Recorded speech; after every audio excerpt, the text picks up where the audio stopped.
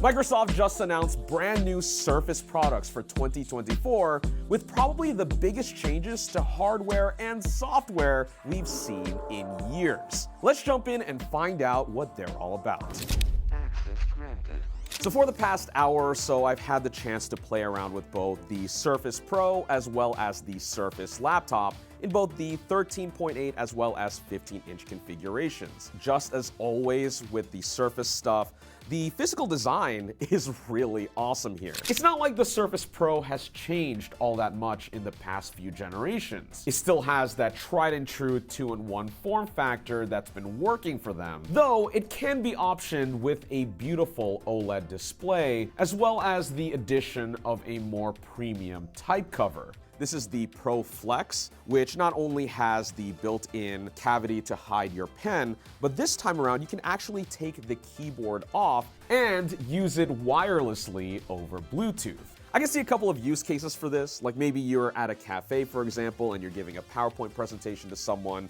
You can split the keyboard out and use that as a remote while the screen's facing the person you're giving the presentation to. Or maybe you're relaxing on the couch browsing the web while the Surface Pro is chilling on your coffee table. Well, thanks to the addition of a battery and added rigidity, this type cover actually feels better to use on your lap and will last something like 40 hours on a single charge. Though, because it actually charges while connected to the Surface Pro itself, realistically, you probably won't see this running out of juice all that often.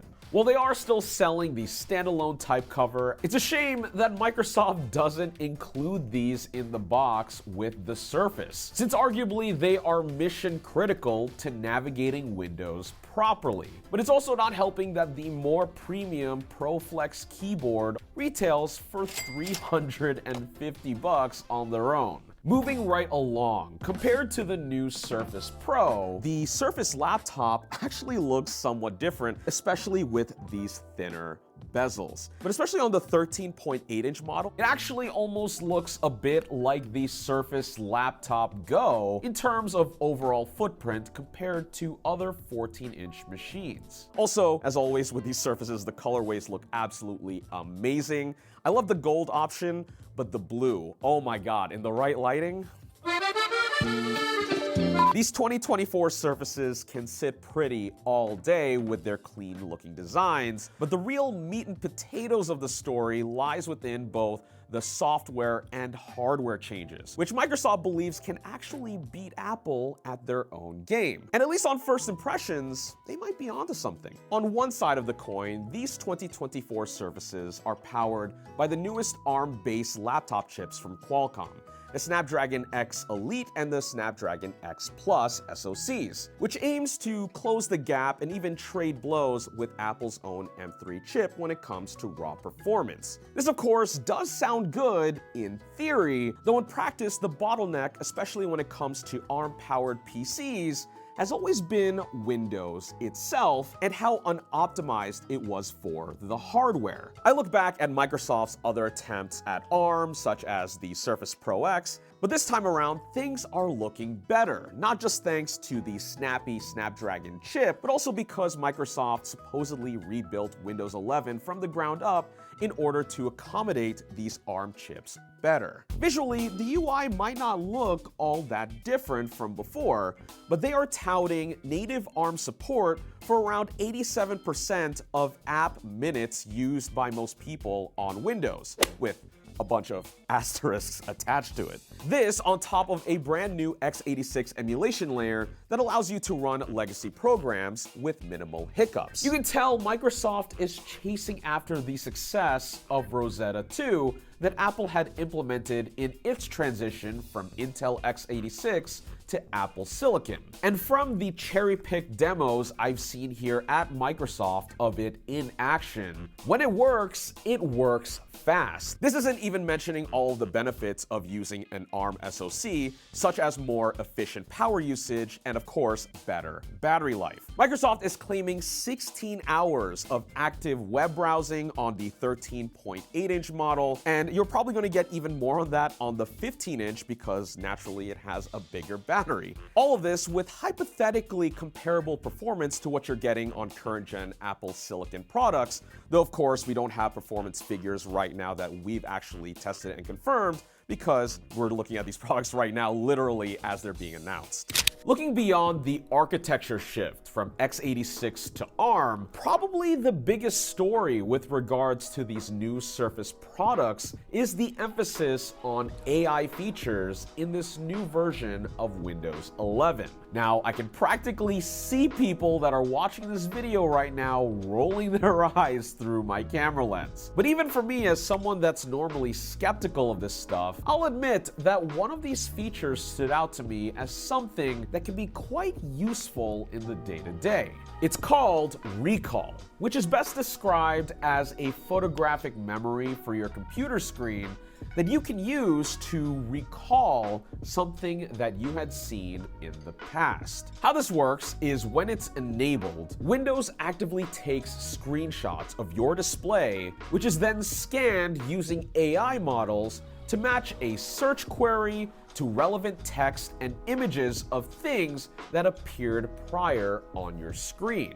For example, maybe you're trying to find a food recipe from a few weeks ago that you forgot to bookmark online, or maybe you're trying to scan for a PowerPoint slide that you need to refer back to for research. To search, all you have to do is type in keywords into Recall's text field, and it'll give you relevant results based on text or image cues. Microsoft is assuring us that all of the data captured here is not only encrypted, but also stored on device only, with nothing going up to the cloud. And probably the most important tidbit here is that Microsoft is also giving power to the end user in order to add guardrails for what Recall can and can't see.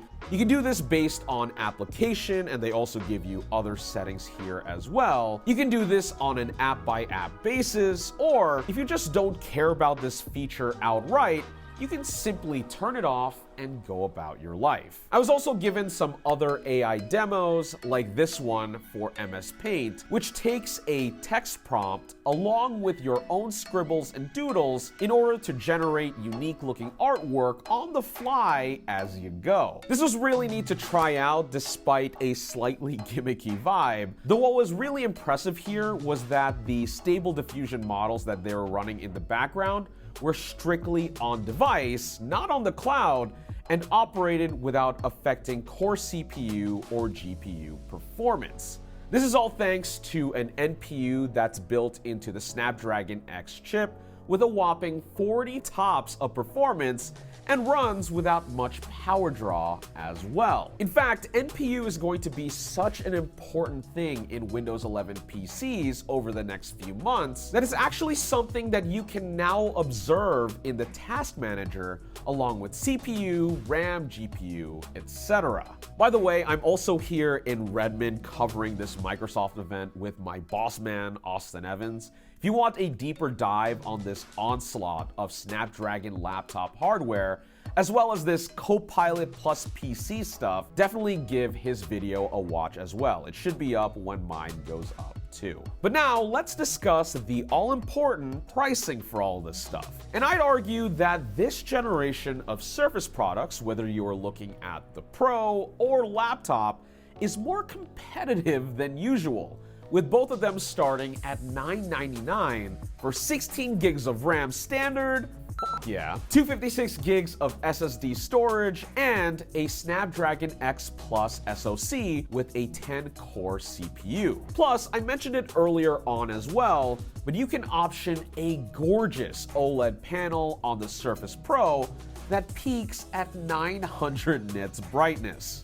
That'll especially come in handy if you plan on using this outdoors, even remotely. That being said, while I've always had a soft spot for the Surface Pro, I actually think the better value this year is with the Surface Laptop. Keeping in mind that a lot of users out there will probably want a type cover to use their Pro as a pseudo laptop, the actual Surface Laptop itself, however, doesn't have the extra added costs in order to make it a complete package. Of course, I absolutely need to get these devices in to say for sure, but I think that alone makes it a very compelling value proposition. But let me know what you think about these devices in the comments below, and otherwise, thanks for watching this video on Denki channel.